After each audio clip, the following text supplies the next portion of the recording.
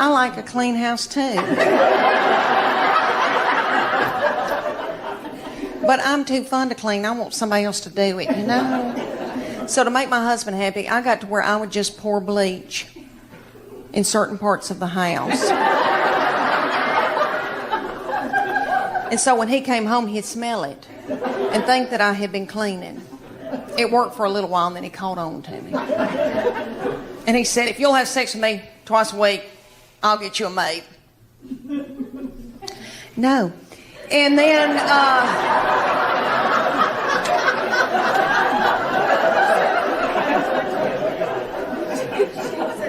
he said, well, if you don't start taking care of my needs, I guess I'm going to have to get a girlfriend. I said, oh, dear Lord, say it's not so.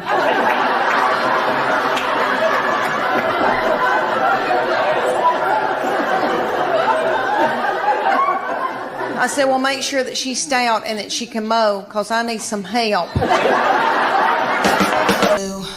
Meets the Olympics, really. It's gymnast. They're gymnasts. And there's one in Knoxville called the Sharks.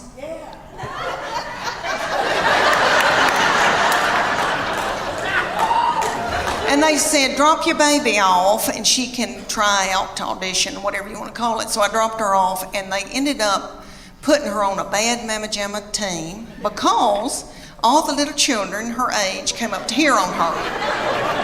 And somebody's got to throw them up in the air. So they were thrilled with her, and they treated us like royalty. But anyway, they said, you're going to come in here twice a week, learn a 2-minute routine. It's going to cost you $150 a month. It's like, okay. They said, there's a uniform that you're going to order, and it comes to here. It's going to expose her stomach. She's going to have a tiny skirt on with a slit in it with a glitter panty underneath it. It's $300. I said, that's a whore outfit.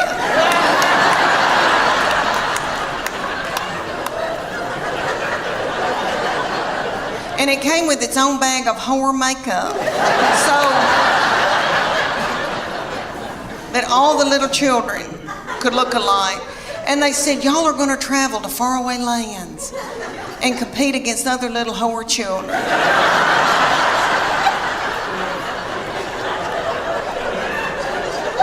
So we went to like Cincinnati or Atlanta, and we had to get hotel rooms and the gas and all of that. And then you drive up to a big coliseum, a huge coliseum, and there's tens of thousands of little whore children walking around.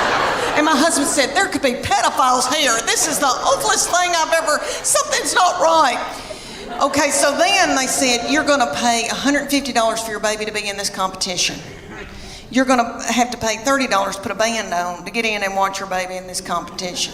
Somebody was selling corn dogs for $15. Okay. They start out with the babies, so it goes from 5 to 18 ages. So the babies come out in a tiny little skirt about the size of a napkin. And they come out to Beyonce's All the Single Ladies. And their little mamas are in their 20s. And they're not bitter yet. And they're in the front doing every move to keep their baby on track because they're babies and they need to be at home breastfeeding. So they move up throughout the day into my baby's age, and they're the reef sharks. They call out that name, honey, for 2.5 minutes. My baby throws little children up in the air, flinging little children, broken out in a sweat, working like a Trojan. Did you see my Spanx? Okay. All right. One of my girls said I look like Miley Cyrus in the Wrecking Ball in my Spanx. But anyway, so she throws his little children up. The little children she's throwing up in the air are the flyers. They call them the flyers. And they're freakishly tiny little children. I don't know where these people come from. Their mamas are freakishly tiny. I mean, I come from big people. I've got thick ankles. I can work in the fields. And the whole time she's throwing them in there, these little girls are going.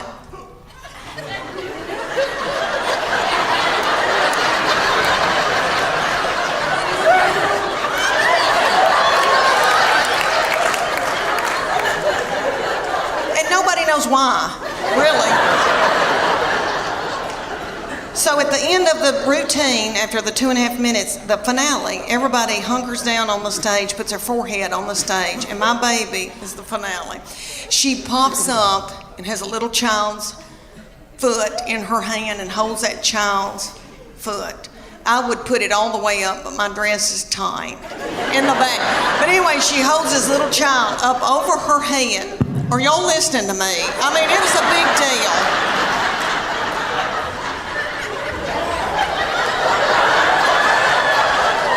Could you hold her up over your head or vice versa? I mean, you know, it's a big deal. So anyway, everybody went nuts. But she said, after it was over, she goes, I'm tired. I don't want to do this anymore. I'm going to go back to playing. She ended up playing volleyball the rest of her childhood. But she said, I'm keeping that whore outfit. She said, I'm going to get married in it. I think, oh gosh, I've got to go buy a bathing suit. And now it's over, and I barely even wore one. What I've been wearing is my swim dress.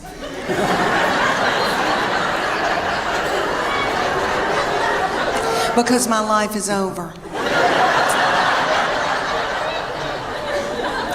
I did a show for a bunch of women, and one of the women came up and she said, you know, you ought to go to Sears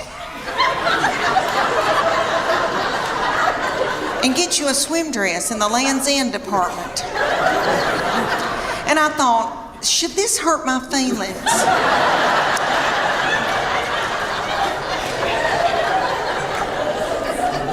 So I did. I went to the Sears in Knoxville, Tennessee. They've still got our Sears open. I don't know if y'all's is open or not in Chattanooga. Okay, ours, you go in, there's not a soul in there. The lights are on. Nobody's shopping. Nobody's working. I mean, I felt creeped out, and I thought, are they running dope out of Sears?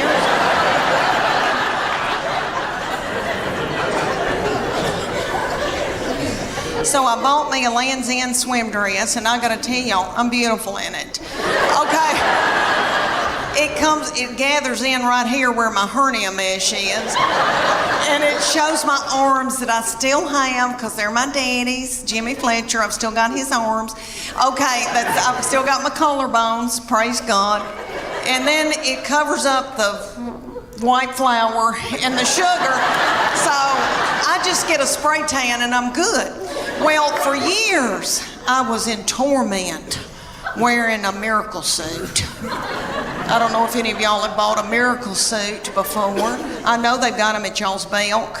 I know they got them. And there's going to be a big gob of them hanging together, because they have hundreds of them. And I wore one year. I felt so desperate after I couldn't wear a bikini anymore. I wore a lavender one in Hawaii, and my husband and I went, and they took this scuba video of us scuba diving, and I popped that video in from Maui, and I thought, oh, I can't wait, and this like big lavender thing goes by, and I'm like, what is that?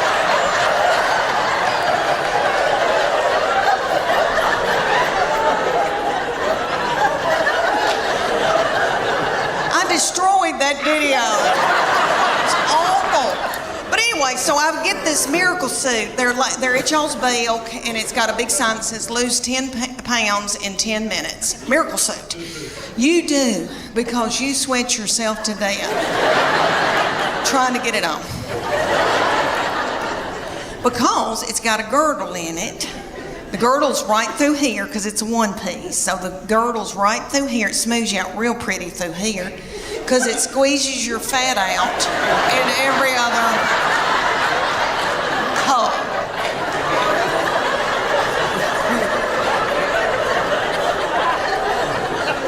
And don't get it wet, because Somebody will have to cut it off of me. But I would get it every year because I felt desperate and I didn't know what else to do. Well, my girlfriend, the one with the poop, banked up poop, okay, she wanted one, and her 14-year-old daughter drove to Knoxville to the Dillards and got in the dressing room, and the 14-year-old was in there sacking her mama up in this bathing suit. They both broke out in the sweat over their lip, and the 14-year-old said, "Ew. Mom, gross. Let's put it back and get out of here." She said, "I can't. I've got to buy it. I just peed in it." Little girl. And then I have my 22-year-old daughter and then my 20-year-old daughter, and she's still in Knoxville with us. And so these children grew up and left me with their daddy. And he is so not fun. And so he doesn't chat. And so I'm just at home talking to myself. And we've got 2 beagles. And we miss these children so bad that we just sit and kiss them in the mouth. So I'm trying to adjust to just being with their daddy. And so I bought him tickets to go see Def Leppard and Journey.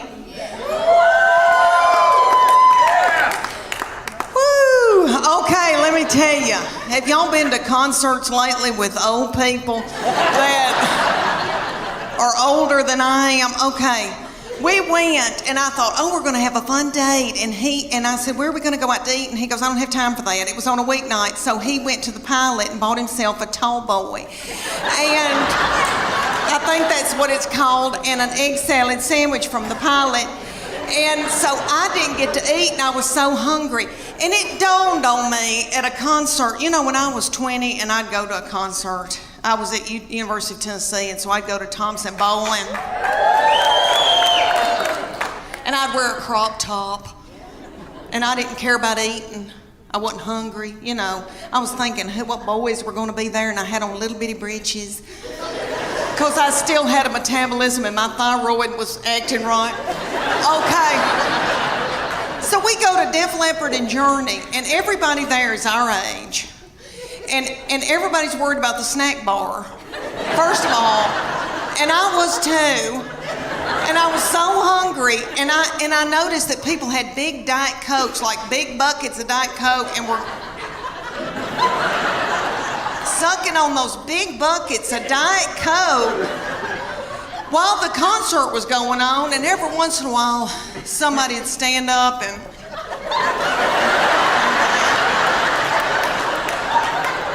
and then they'd sit back down.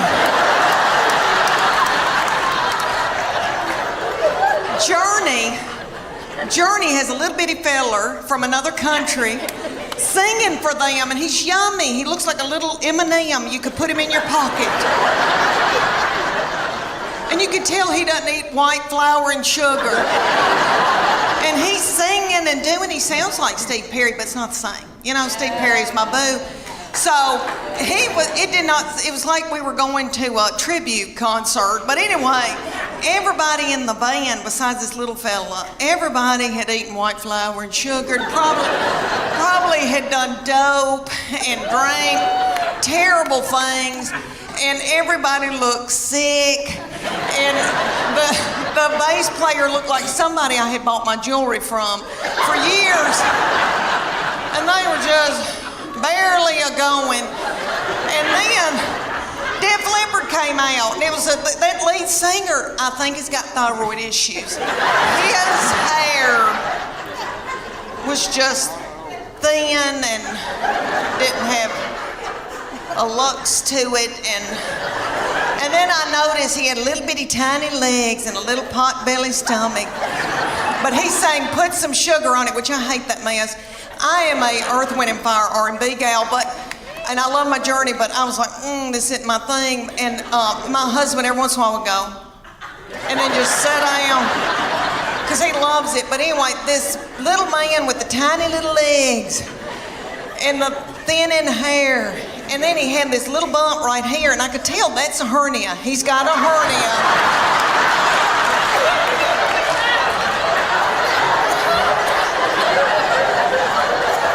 And I bet that he hadn't had time to get it fixed. He hadn't had time to put a mesh in. And you could just see it. It looks like my stomach because I've had a hernia, but I've had mine fixed. And I thought, oh, bless his heart. But he'd do, and he'd prop a little thin, frail leg up on something. Oh, I thought, isn't it funny how things have changed since I went to concerts when I was 20? Everybody was walking out like this because everybody had inflammation in their feet.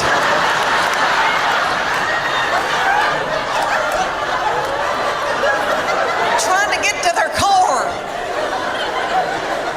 And it was like 10 o'clock. I thought, what are we doing out here? What are we doing? We gotta get home. We gotta get in the bed. Because he is now since married and gone off with his wife and her people. And that's what boys do. They cling to their wife. That's biblical. He said to me, Mom, she is now my immediate family. You are my extended. That's what he said to me right before they got married. And he said, Mom, that's biblical. I'm supposed to cling to my wife. And I thought, why did I show him the Bible? Well, he has always been spiritually mature. We call him our little Billy Graham. My husband and I, we didn't do it. God did it. I'm full of sin. Okay. I've been washed in the blood, but I've been a horrible, horrible person. Not too bad, but okay. So this baby has been just like an old man all of his life. Let me give you an example. He had a little girlfriend in high school, and he would go over to her house and they'd watch movies. And he came home one night and he used to tell me everything. And I said, what y'all been doing? He said, well, we've been watching television and kissing on the couch. And I said, okay, baby, okay. That's all right, that's normal. But I said, you know, before you know it, you've got your hand on somebody's leg, your arm around, and you know, things can get out of control. And I just say, slow it down. He looked at me like I was crazy. And he said, Mom, I've prayed about this. Nothing like that's gonna happen. And I know he meant that. And all I could think of to myself was some of the nastiest things I ever did.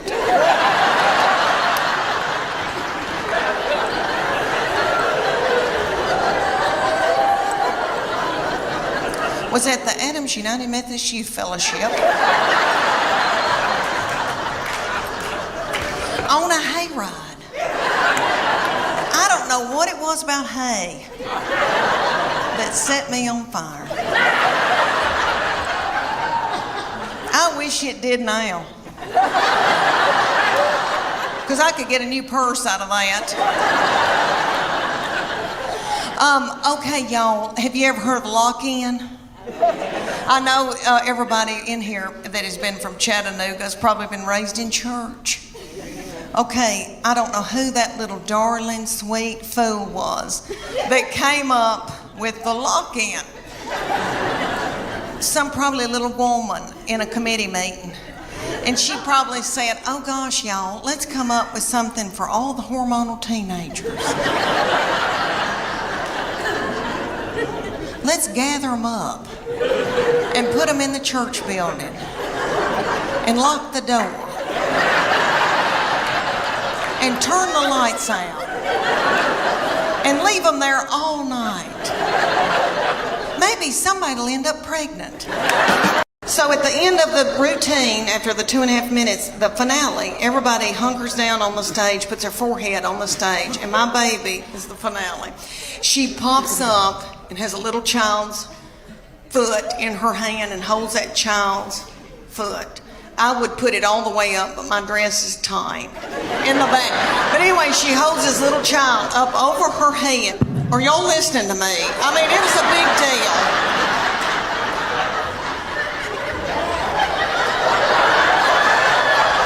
I mean, could you hold her up over your head or vice versa? I mean, you know, it's a big deal.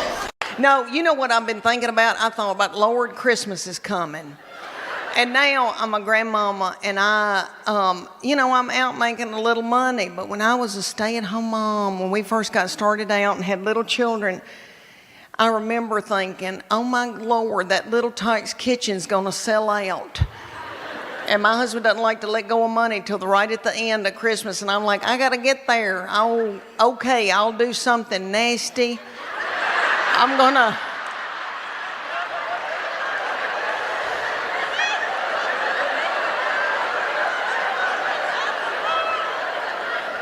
Okay, I'll do something nasty in that big Dodge Ram in that mobile home parking lot.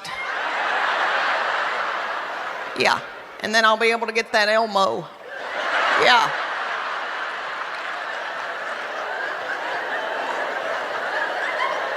Y'all won't believe the things I've done so my children could have a good Christmas. You know, but they always did. Oh, you little mamas, God love you. And then you gotta clean everything and cook and then wrap. I had a good friend that she said to her husband, if you'll wrap 3 Christmas presents, I'll have sex with you. She did. I remember that years ago, and I remember thinking, okay, I could do that. Maybe I could do that.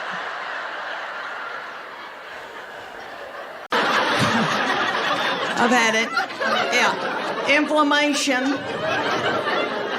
Inflammation in our feet. Y'all know what causes that? White flour and sugar. My husband does not spend money and does not believe in anybody being comfortable. Really. He does not believe in luxury. He believes in suffering. This is one thing that he strongly believes in. He believes in all of our family driving cars until the wheels fall off in the interstate. He finds joy having to come get somebody. All my children have driven old cars that look like they're about to fall apart. This is what he does for me. He'll buy me a car about a year old, pay cash for it, and then make me drive it the rest of my life. I put my foot down last year because I was driving a 2009 white Honda Pilot. If you don't know what that model looks like, it looks like I was delivering Lay's potato chips.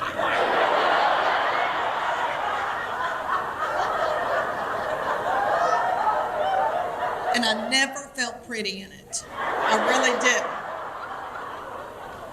It had over 235,000 miles on it. And the lights started flashing in it saying, get out, Leanne, get out.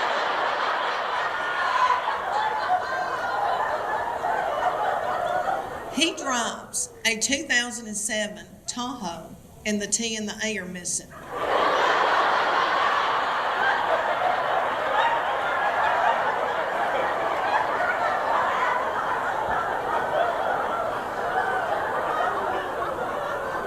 And if I was home tomorrow, we would be pulling up in that big Tahoe to the Baptist church in the doorway. And when church is over, my husband wants out of there and doesn't want to talk to anybody. And see, that's my time to fellowship. And he drives that big old Tahoe up to the front door of the Baptist church and goes,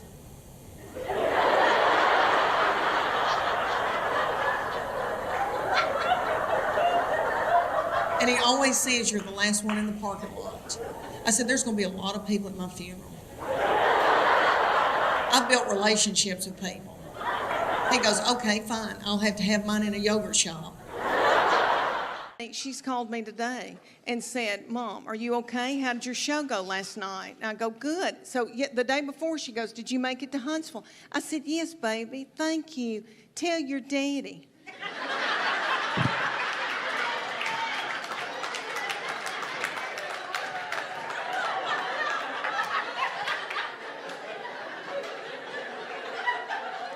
Curtis, he was so in love with me, honey. Stalked me, bought me presents, did all that. We will be married 29 years. Thank you. Thank you. Thank you. I truly believe that he would not pull me out of a burning vehicle.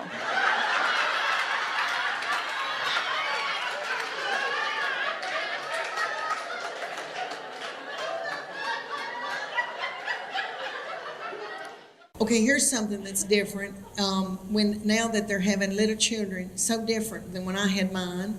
There was a book that I read in and out, and I bet a bunch of y'all that are my age read this one too. What to expect when you're expecting. Yeah, it was a hateful book. It was a hateful book, but it was true. And they would say things to you like, "You're going to have a hemorrhoid in the 7th month on the 4th day." At 2 o'clock in the afternoon. And you'll be like, it's 2 o'clock. Back then, everybody was terrified about food allergies, and that was a big thing that they stressed, and our pediatricians. And I remember having this whole big chart in my kitchen on the wall that told me, my boy, I wouldn't let him have sweet potatoes until August after I had cleared the squash in July. That just crazy. And I did perfect with him. The second one came along, did okay with her, really did. That third one came along. We were at the McDonald's. I had two playing one in the balls and one up in a tube. And that my baby child did not have any teeth yet. She was in a high chair, and I threw a cheeseburger onto her high chair, and she gummed it down. And a woman came over the intercom and said, "Excuse me, ma'am, but your baby has pooped in the tube."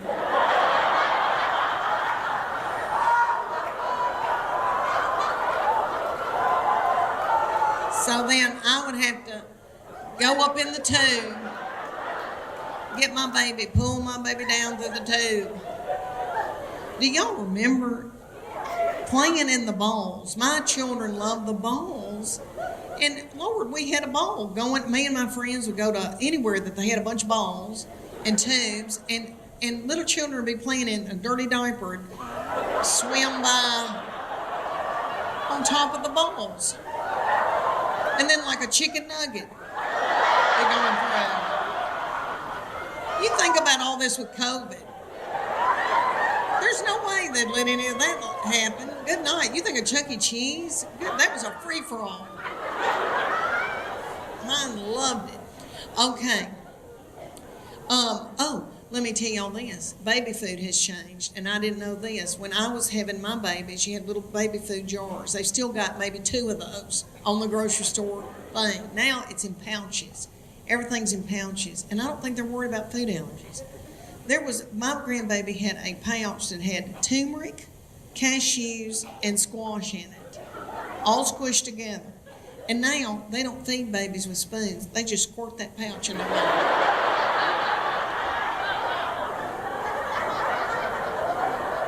Everything's on the go. They just squirt and go, squirt and go. And I'm worried about it.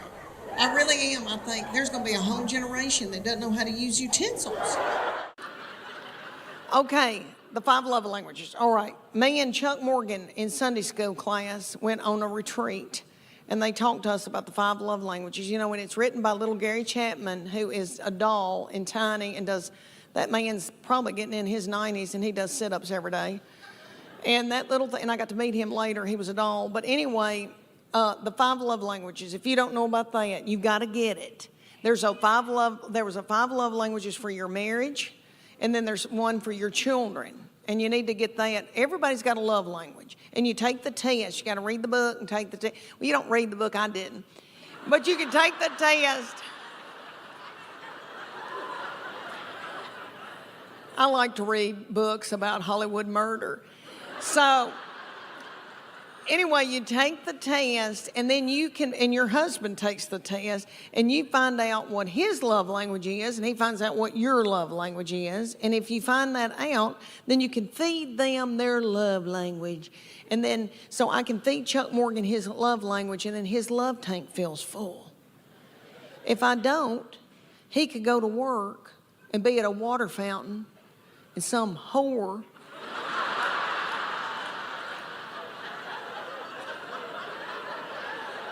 comes up to him and starts feeding him his love language, and then he feels a tingle. And then Satan swoops in. So these are the 5 love languages. Quality time. If you may know somebody that just wants you to sit on the couch and watch ESPN with them. Something like that. Then there's gifts. That's my sister's love language. It doesn't have to be something expensive. Just so you thought of her, if you buy her a card and a rose from the grocery store, she'll bawl her eyes out. And then there's words of affirmation. That's mine. But physical touch. Physical touch, which I know every woman in here is like, that's my husband. Physical touch. But it's not that kind of physical touch. We're talking about the physical, when you know people that just want to hug you and squeeze on you and all that all the time. That's their love language, is physical touch. But women think, that's my husband's and he's on me like a duck on a June bug. But that's not the... All right, and then there's words of affirmation. That's mine. So all Chuck Morgan has to do is say, you look beautiful tonight. You are a good mama. That Trisha Yearwood's chicken piccata is to die for. And then my love tank feels full, and then I'm willing to do something vulgar with him.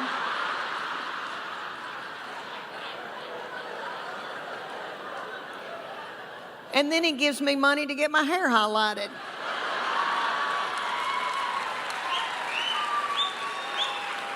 See? It works out, It's God's way. And then my husband's is acts of service. So for him to feel loved, I have to go in the garage and build a set of shelves. Does Chuck Morgan get mad at you talking about him? And I go, no. He wants me to talk about him. He'll say, tell him this. He goes, why don't you tell him about the time I got arrested? Okay. It was over 25 years ago. We had 3 little children under the age of 5, and his company sent us the very first trip to Puerto Vallarta, Mexico. And I was so tickled that I was going to get to go. I'd never been anywhere like that. And my little mom and daddy took care of my babies for a week for me, so I didn't have to worry about them. And I was so excited. We flew out of our little airport in Knoxville, Tennessee. It took all day, like 12 hours, like mules, trains, planes, boats, I don't know, to get on the other side, the Pacific side. And we get in a hotel room. And I had to do unspeakable things.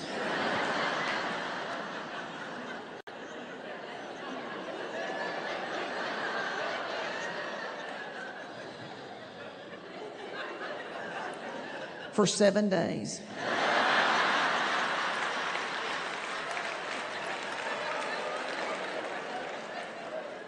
I never saw Puerto Vallarta, Mexico. By the end of that week, I was depleted.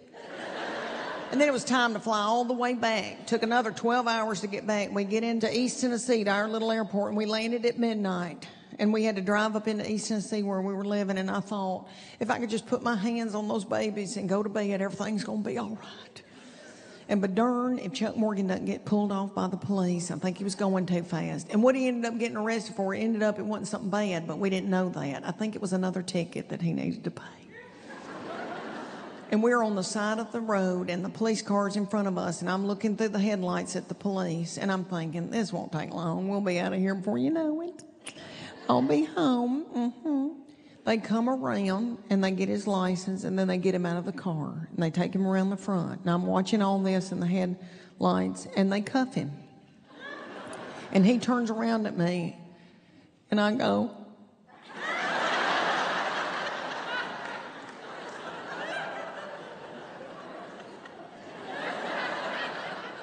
and he mouths something at me like, oh, good Lord, Leanne. And my whole life flashed before my eyes. I thought, he's in a drug cartel.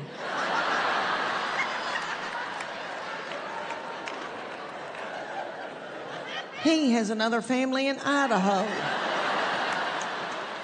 I've always thought he had another family in Idaho because all of our married life, he has said, I told you that, and he hasn't.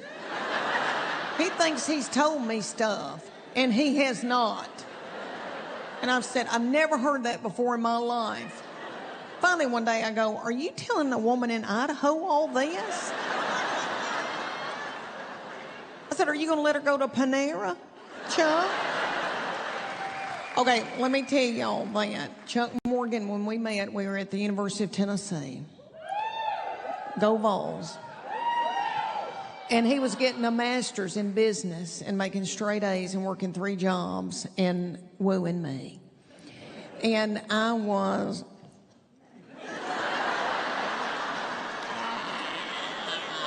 a wreck, honey. I barely got out of University of Tennessee. I graduated through the skin of my teeth. It took me years. I would drop out, go back, all that, okay. But when I knew that I was going to get to marry Chuck Morgan, I thought, oh my gosh. He is so smart. He can do anything. He's going to take care of everything. He's going to work like a mule.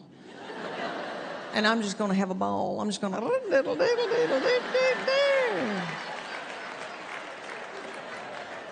Well, we married, and I had my first baby by him. And it dawned on me one day. I thought, he's smart at work.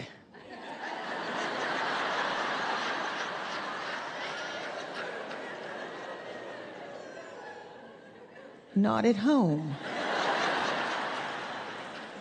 And I thought, oh no. Surely I'm not in charge. Surely I'm not going to be the one to have to tend all this. Because it was like 3 years before that I was dancing to Prince, When Doves Cry. You know, I was like... Well, let me tell you when it really freaked me out. I had my second baby. She was born April the 3rd. This was the last week of March. I was going to go at any time and give birth. And a big snow came in East Tennessee. There was snow on the ground. And I had my oldest baby Charlie was 2. He had quit taking a nap, was still in diapers. But he was a precious baby, but very active. And he would beat on the front door trying to get out so he could run down the yellow line of the highway.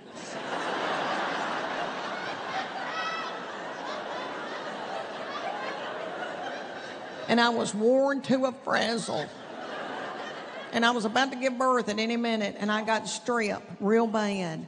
And my OBGYN was Pete, who was in our Sunday school class. And he was so cute. And I hated for him to see me that way. But Pete said, you got a horrible case of strep. I'm going to have to put you in the hospital, Leanne, overnight. You're going to have to get a bag of fluids and rest. And I said, for real? For real? I get to go in the hospital overnight? It's like somebody sent me to Turks and Caicos.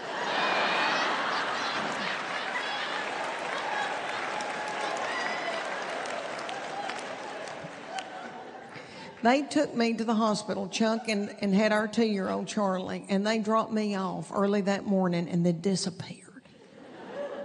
And didn't come back until late that night. And I said, where have you been? And he went, nowhere. I said, what are you doing wearing a sweatsuit and you're sweating? He said, okay, Leanne, I've been playing basketball at the rec center. I said, full court? He went, yeah, why? I go, who was watching our baby while you were playing full court basketball? And I looked down and my baby's got on a diaper swollen down to his ankles.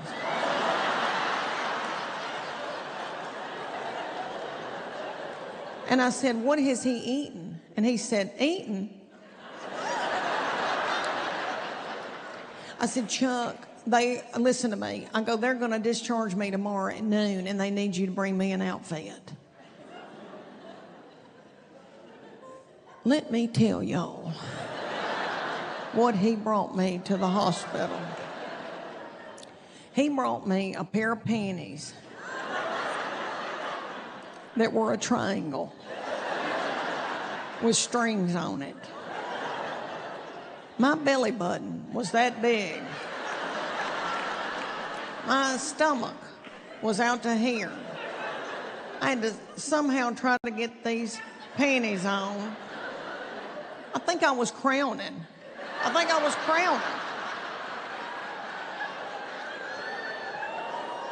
Those panties were the size of Mark Anthony.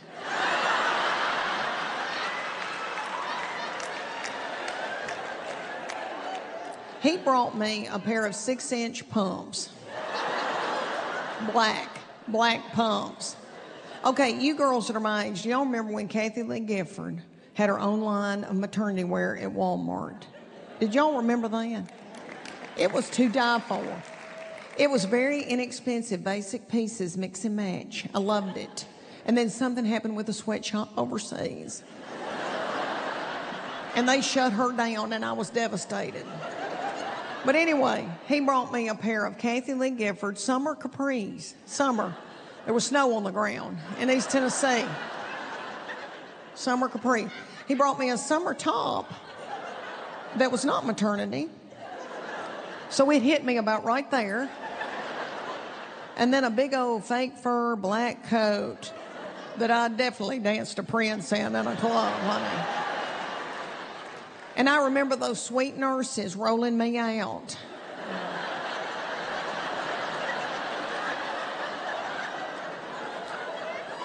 And I know they got back in that hospital and looked at each other and said, "She's a prostitute."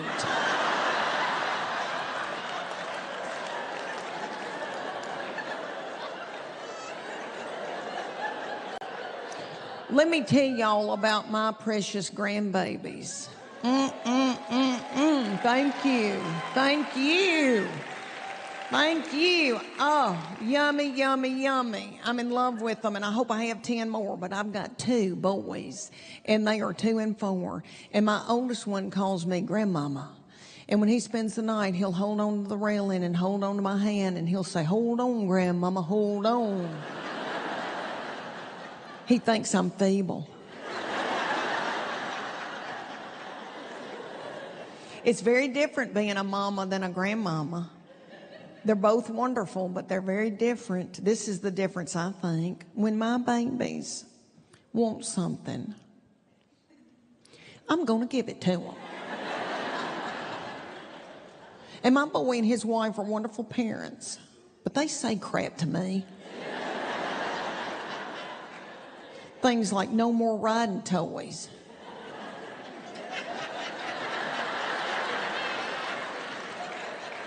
And I'm like, okay, but I cannot take back this Chevy with a gooseneck. And then they said to me the other day, "We're going to have to wean this one off his pacifier." And I was like, yep, that's a good idea. And then I went home and ordered as many as I could off the internet. Now I know why my little mom and daddy acted the way they did. They helped me so much, and my children would spend the night with them. And I remember going to pick them up, and I said to my little daddy, "Daddy, they've got a yellow film over their teeth.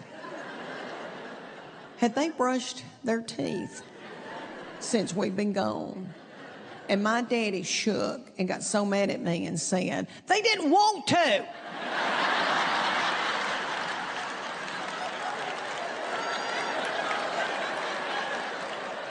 My little mama, Lucille, every time when they were little, they'd go visit them, Mama would sling open that back door and say, "Welcome. Here's some magic markers right on the wall.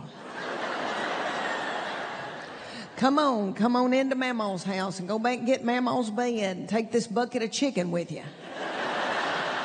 Take this bucket of chicken with you and this little bag of mini marshmallows and waller in Mama's bed.